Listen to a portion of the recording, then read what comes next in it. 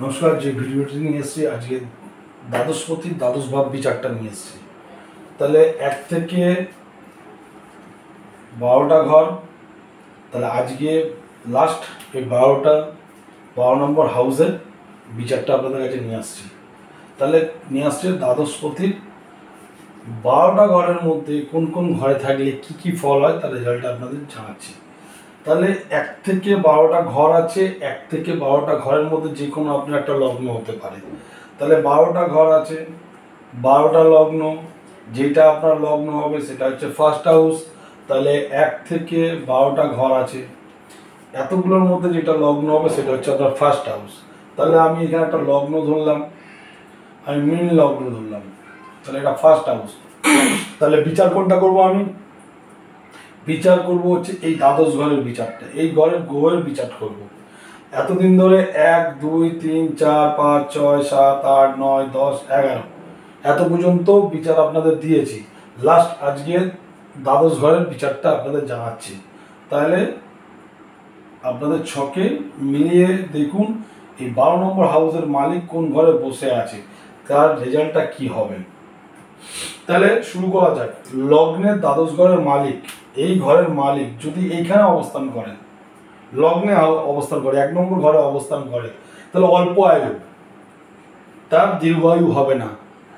খুব কম সময় পৃথিবীতে এসছে, খুব কম সময় পৃথিবীতে থেকে চলে যাবে এবং অপব্যয় ব্যয় করবে, সেই ব্যয়ের কোনো হিসাব থাকবে না, ব্যয়ই করতে থাকবে, সঞ্চয় সে করতে পারবে না।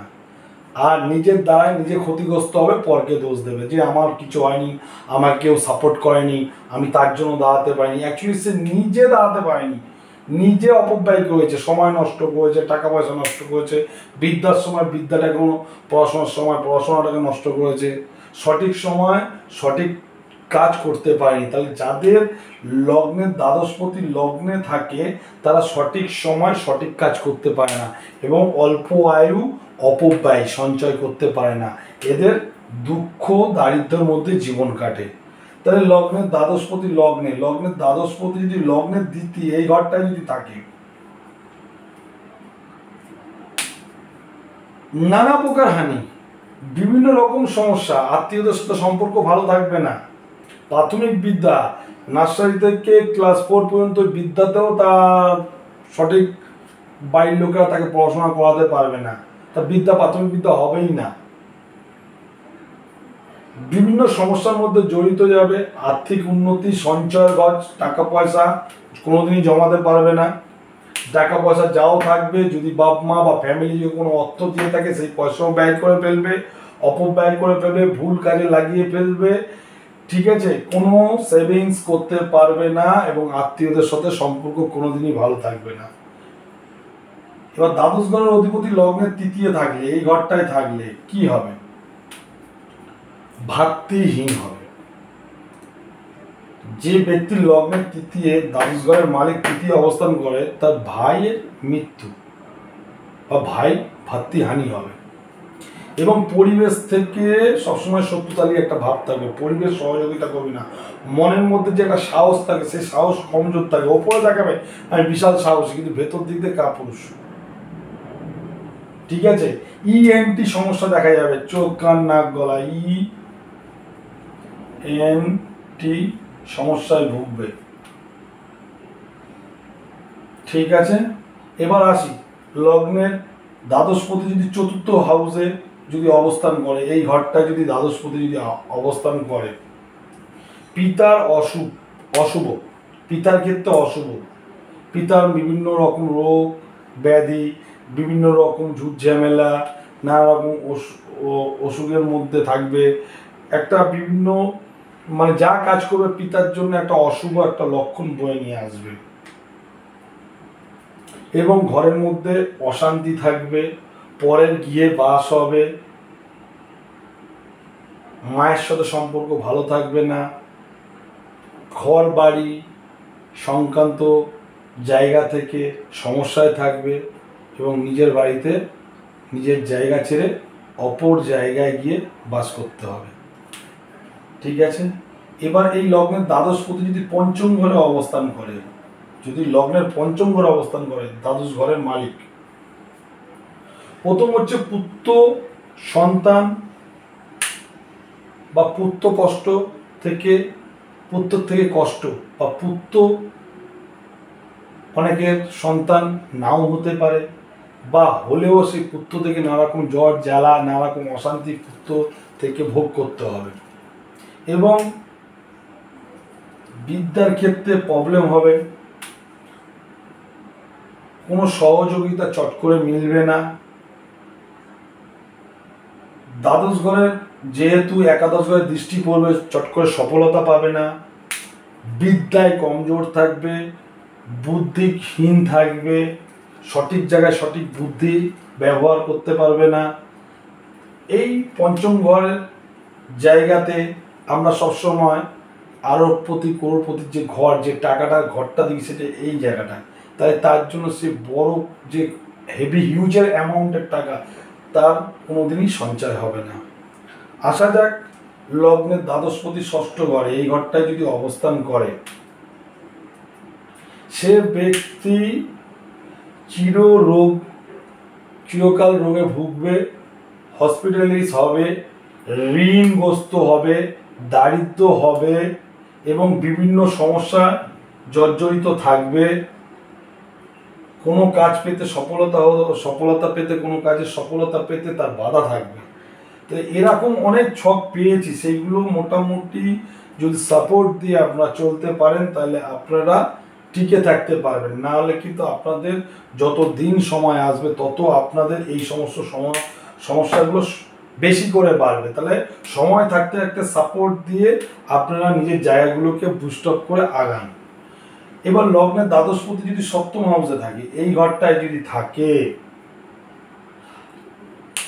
এই লগ্নের স্ত্রী কোনোদিন সুখ পাবে না, সুখহীন, আত্মীয় স্বজনের সাথে সম্পর্ক ভালো থাকবে না, ব্যবসায় ক্ষতি, ভ্রমণে বাধা, ভ্রমণে বিপদ, কেনা বেচা কোনো কিছু কিনবে বা বেচবে তাতে আপনার কোনো প্রফিট হবে না, আপনি কিনতে গেলেও লস, বেচতে গেলেও লস।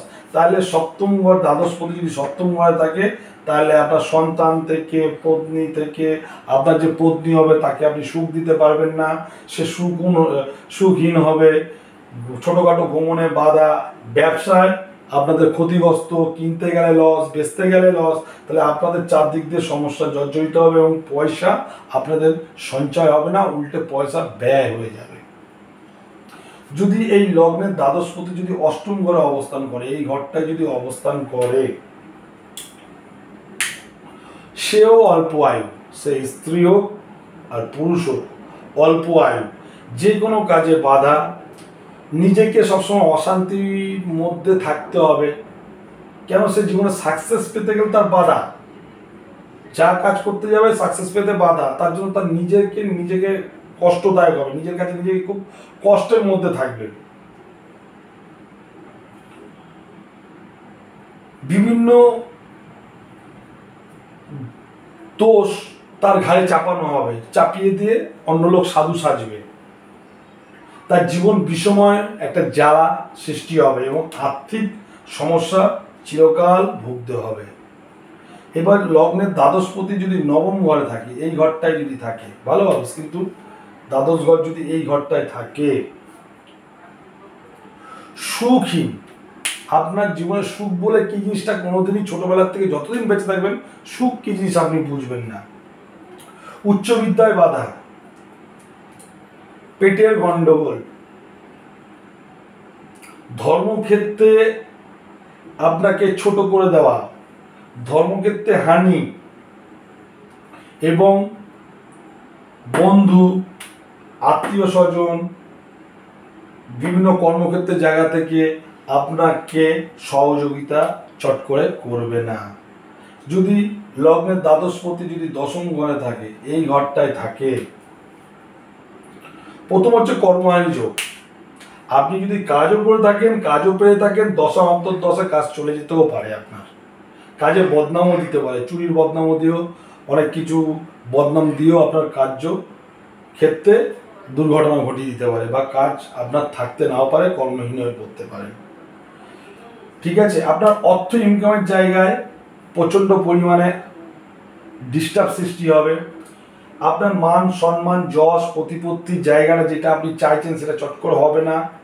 আপনি কর্মক্ষেত্রে যতই আপনি পরিশ্রম করুন, যতই ভালোটা আপনি দিন, কিন্তু আপনার ওপর ব্যক্তিরা আপনাকে কী করবে, সবসময় নিচুস্ত করার চেষ্টা করবে। যশ মান সম্মান আপনাকে সহজে পেতে দেবে না, শুধু বদনাম করার চেষ্টা করবে।